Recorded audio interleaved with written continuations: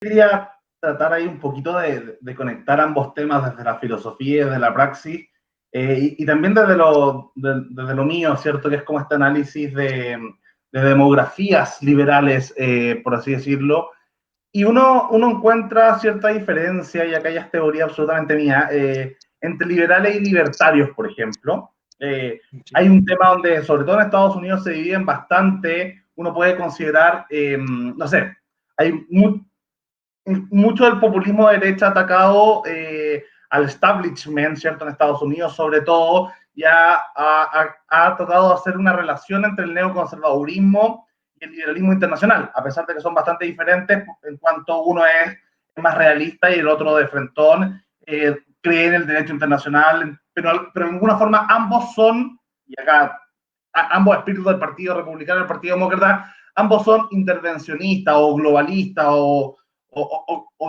internacionalistas a su manera. Uno, los republicanos más realistas, ¿cierto? Pensando un poco más en el interés de Estados Unidos, y los demócratas más liberales pensando, ¿cierto?, en el orden global liberal, o internacionalismo, o incluso Occidente como constructo político-económico. Pero el mundo libertario, sobre todo en Estados Unidos, ha sido particularmente abstencionista, o sea, de no meterse. De hecho, incluso Ron Paul, el senador republicano pero libertario, un libertario muy conocido, ¿cierto?, hablaba de que no había que intervenir Venezuela, ¿cierto? O sea, se oponía mucho a eso porque, por un poco, me imagino, sustentado en este derecho de autodeterminación de los pueblos. Ahora, se entra en conflicto entre liberal y libertario justamente porque al menos por un liberal individualista, son las personas, los ciudadanos, los humanos, los individuos los que tienen derecho a autodeterminarse, y no los gobiernos de esos estados. Entonces, eso justificaría el liberalismo internacional para intervenir en ciertas situaciones. Entonces ahí se me hace una distinción entre liberales y libertarios, que es la sospecha. ¿Hacia dónde sospecha cada uno? Porque algo profundamente liberal y libertario es justamente sospechar del poder, ¿cierto? Sospechar de que el poder puede interferir sobre la libertad de los sujetos.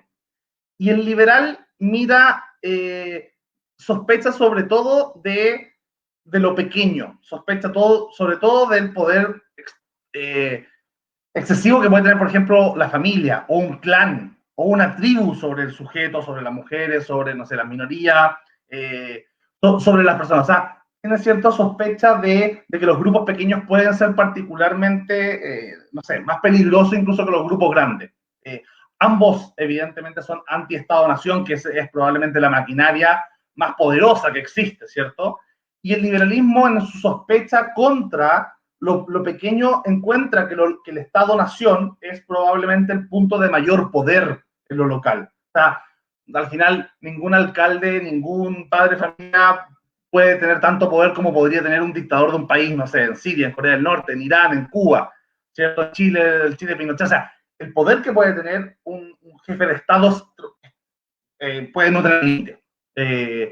Mientras que el libertario siempre sospecha más hacia arriba, parte desde arriba su sospecha. Y entonces cuando dicen, sí, sospechamos del Estado, pero ahora si se está formando un superestado, llámese Unión Europea, por ejemplo, o la ONU, o no sé, el FMI, o lo que sea, es que vemos este superestado, sospechamos más todavía. Entonces había muchos libertarios justamente que estaban a favor del Brexit, por razones liberales, libertarias, por así decirlo. Mientras que la mayoría de los liberales eran, los liberales de centro, si uno quiere, en Europa eran mucho más europeístas que los propios socialdemócratas o conservadores moderados del PP. Entonces, vemos que justamente el liberalismo eran todo lo contrario al euroscéptico, eran euroentusiastas, eran los más euroentusiastas de todos los partidos liberales europeos. Entonces, se genera, siendo que liberales y libertarios tienen una raíz común bastante parecida, se genera en sus sospechas, hacia arriba o hacia abajo, una diferenciación que lo hace estar en puntos absolutamente discordantes con respecto a este orden internacional liberal. No sé qué opinan. Me gustaría saber también la opinión de Daniel sobre esto. Yo diría que lo que tú dices se podría complementar y así ampliar el análisis también considerando que aquello que la contraparte de aquella sospecha que tú mencionas es lo que aprecia cada uno de estos grupos, y lo que aprecian son consideraciones o interpretaciones diferentes acerca de la libertad. No es la misma, no es la misma. Date cuenta que, siguiendo con tu idea, claro, los liberales sospechan de los grupos pequeños, pero también sospechan del Estado. Todo esto lo tiene John Stuart Mill muy claramente, ¿no?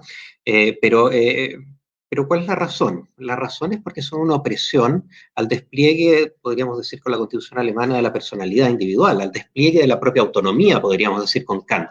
Y por eso hay una sospecha primigenia a todo el poder, porque todo el poder puede ser opresión sobre la individualidad, por decirlo de alguna manera, ¿no? Y si tú vas a los grupos más libertarios, esa sospecha que hay alrededor hacia el poder es no tanto hacia la individualidad a la individualidad de las personas, sino que es a la capacidad de los grupos de autorregularse. Y las dos cosas son cosas distintas. Tú lo puedes ver claramente con las discusiones, por ejemplo, con respecto a la legitimidad o no de derechos especiales culturales para grupos minoritarios, que se da entre liberales nacionalistas, de hecho también, y libertarios. Un libertario, ¿qué te diría? Un libertario te diría, bueno, si hay grupos que se sienten desaventajados en la sociedad, la solución no es darles más derechos o derechos diferenciados, sino que justamente garantizarles la no intromisión del Estado para que se desarrollen como puedan en el mercado laboral. Y aquellos que no quieren más, aquellos grupos de cristianos que así lo estimen, podrán enseñar que la teoría correcta es la teoría es el creacionismo inteligente, otros podrán enseñar un Darwin, otros podrán mantener a sus hijos iletrados si así lo estiman, etcétera, etcétera, ¿no? Y así resguardamos una especie de libertad colectiva o libertad exterior, se lo puede expresar de alguna manera. Por el contrario, un liberal estaría horrorizado, un liberal más sustantivo estaría horrorizado con esto. Y te diría, no, lo que estamos haciendo en este caso es otorgarle a todos estos grupos el poder para que puedan decidir por sobre sus miembros. Es decir, para que una persona criada en la comunidad Amish tenga la posibilidad de poder vivir una vida autónoma y decidir libremente si quiere vivir en la comunidad o no, tiene que asistir a la escuela el tiempo que estime la ley de escolaridad obligatoria en el estado correspondiente, y no como en Wisconsin, otorgarle a los padres la excepción para que los retiren 2 años antes del colegio para mantener la integridad del grupo cultural. Entonces ahí puedes ver que por un lado tienes lo que tú mencionas, estas sospechas a los grupos, pero por otro lado tienes también una consideración acerca de qué es aquello que hace que la libertad sea valiosa. Y yo diría, para resumir, llevándolo a un punto, para algunos lo que hace que la libertad sea valiosa es que es una expresión de la autonomía, y ahí tienes una línea kantiana muy clara. Mientras que para otros lo que hace que la libertad sea valiosa es que es un espacio ajeno a la intervención, por decirlo de algún modo, y no sustantivamente valiosa. Y eso te da políticas completamente diferentes también en el orden internacional. Esa sospecha que dices de estos grupos libertarios, porque yo ahí, claro, tratando de ser optimista con libertarios individualistas que conozco, veo que hay una tentación grande en terminar políticamente junto a los fusionistas, que en Chile se conocían, ¿cierto?, como gremialistas, y que valoraban justamente esta posibilidad de cuerpos intermedios más quizás que la libertad individual. O también los mismos libertarios hopianos, ¿cierto?, que valoran mucho más la voluntariedad de armar comunidades que pueden terminar siendo racistas, homofóbicas o pequeñas simulaciones de regímenes fascistoides, pero todo avalado, ¿cierto?, con una lógica libertaria. ¿Podrías decir en ese sentido que hay más colectivismo o comunitarismo en los libertarios que en los liberales de la autonomía? Mira, súper corto. Las bases desde las cuales inician sus argumentaciones y la reflexión son diferentes, pero los resultados del libertarianismo hopiano y de otra forma de libertarianismo no se distinguen mucho del comunitarismo, muy, muy parecido. Y eso te lo dicen algunos, lo reconocen, qué sé yo, Cucatas, por ejemplo, lo reconoce, es el resultado de esto, no, no se distingue mucho del comunitarismo, aunque son teorías completamente diferentes. Efectivamente creo que es el caso.